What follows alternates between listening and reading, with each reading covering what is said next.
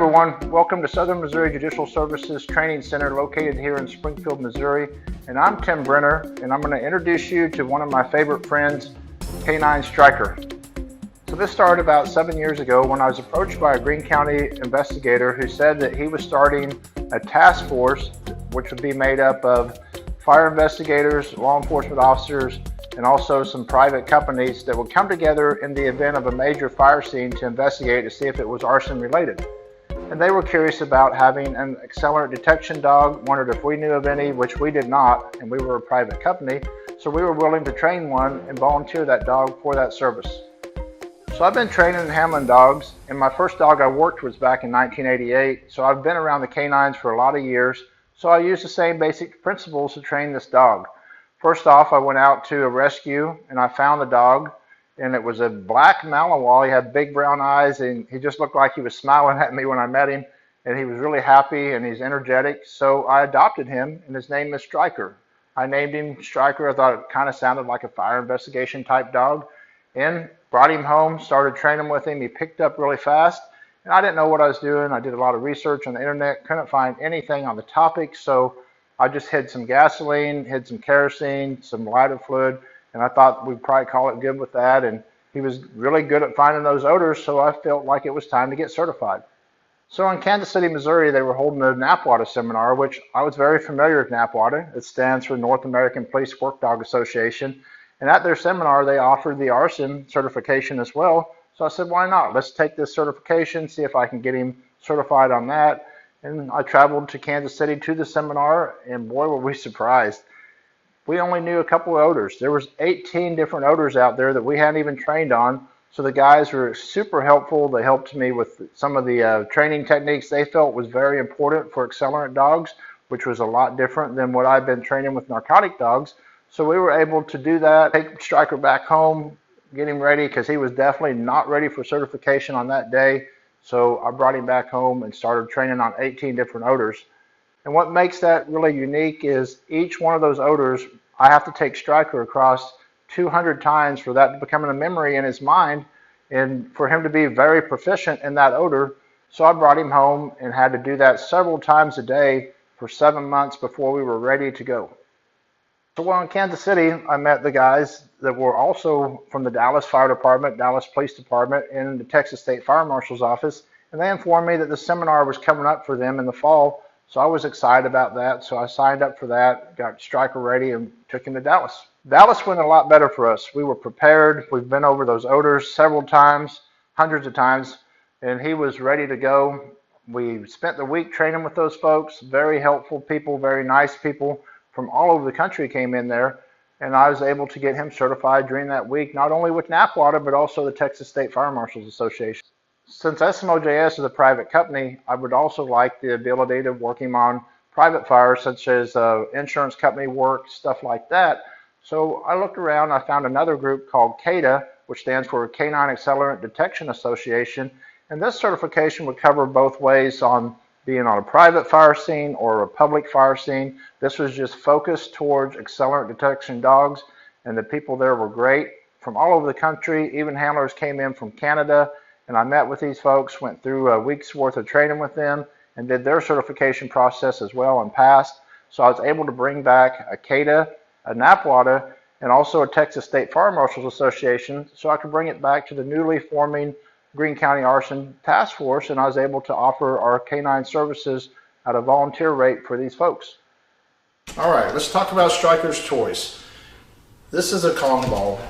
This toy here, he gets anytime he wants. If we're in the backyard playing fetch, if he's hanging out with the family, if he's hanging out in the living room, this is the ball he gets to play with. And he loves this ball, and you can throw it for him, he'll bring it back. It kind of gets old watching TV with him because you're constantly throwing the ball, he's bringing it back, and that's just his favorite game, so that's what he does all night long.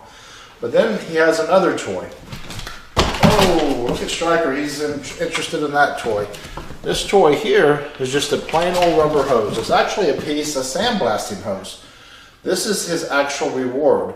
So the only time he gets to play with this toy here is that when he finds the ignitable liquid inside the fire scene. So whenever he sniffs it out, finds it, sits down, this is the toy he wants. This is what he gets. Doesn't get to play with it any other time, so this becomes his favorite toy because it's kind of like the mystery toy. It only shows up whenever he smells those odors. So why are canines useful in fire scenes? The biggest reason they're useful in fire scenes is you have to remember what fire is. Fire likes to burn up and out, and if you imagine this room on fire, everything's going towards the ceiling, so everything on the ceiling is coming down. And once that happens, it forms debris piles that the fire investigator has to sift through to try to figure out if there's any pour patterns or burn patterns, and watch the V patterns from where the fire started to get a better idea on how the fire acted and behaved at the time it was burning. So with the canine, we can bring it into the room and go through this whole room very fast. And if the dog keys on an area that he smells the accelerant, so it'll indicate it to us. And then it comes the real work, collecting the sample. Because once Stryker keys on an area, he alerts to it, he indicates the exact spot where he's smelling the ignitable liquid. I'll put down a little pin with a flag on it to show where I think that liquid is, and then we walk away. The fire investigator has to come back in with an evidence collection can, which is this big. It's not very big, and you can't feel it all the way to the top. So he has to put all this debris inside of a can, which would take thousands of cans if we were to do this whole room. But by using the canine, we can actually bring it in and show exactly where those areas are to collect, that the canine's indicating that he's smelling an ignitable liquid being poured in that area. And the fire investigator can use that information whenever he's interviewing the suspects, because we don't know if the fire was set to conceal a crime, if it was set just to for financial gain. There's so many reasons why people set fires. So this is just one more tool in the toolbox that they can use. So you just have to look at the canine as being no more than a tool. It's a tool in the toolbox for the fire investigator. He can get a good sample and send it off to the lab, because just a canine alerting and indicating by himself isn't anything until the lab confirms what he was smelling at the time. So you have to have the lab analysis to come back as well to go along with that for the fire investigator to use it in the case. The next thing is preparing his odor. So what we do is we'll put on a pair of gloves. You can use latex, just anything that keeps your hands themselves off the odor. And we're going to get a piece of material that's in this room, so it's not foreign to this room. It's actually here naturally. It's been in here. It smells like the rest of this room. And in this case, it's a small little piece of board from the drywall. This is Stryker's odor kit. All these are his different odors that he's trained to look for. There's 18 of them. It can be anything from the brake fluid to Coleman fuel to weathered gasoline. Weathered gasoline is different. It's gasoline that's vaporized. So these are all the different odors that he's trained to. So what we do is we just pick one. And since we train 5 times a week, we try to alternate the odors so it's not always the same odor all the time. Next thing we'll do is take a small sample, so we'll use a syringe so we can deliver just the right amount of liquid we want to on it, which is just a couple drops. We don't want to use very much. It just really doesn't take very much. And then we'll put the syringe back in there. We recap this. We'll get this out of this area. And then we're going to hide this piece that we spiked or put the liquid on in another location for him to find. We're going to keep our gloves on, and we're going to take this, and I'll let you guys see where we're going to put it. So we have this seam right here. We're going to actually stick it inside this seam, down here at the floor. We like using pieces from the room again so it's not foreign. It can be hidden here.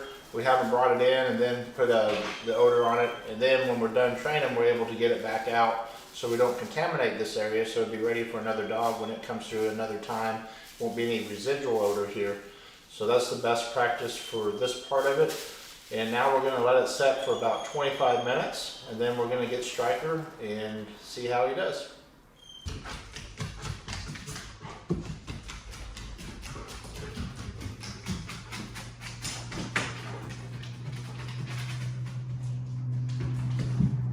And there he found it. So we're going to come to the exact spot this is, and notice I'm not showing his toy, it just looks like my hand coming down here. I'm going to make this appear to come out of where the odor was, and then he gets to play with it. Good boy!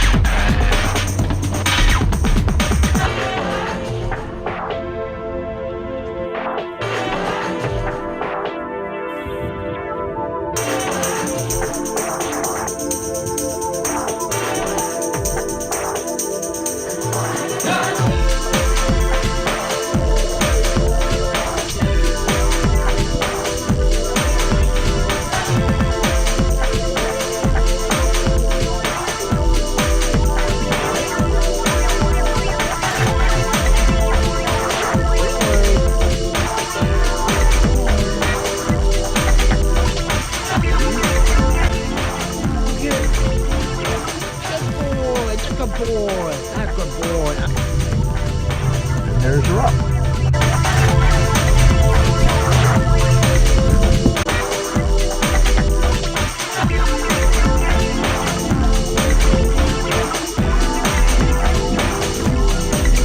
Good boy. Good boy, buddy.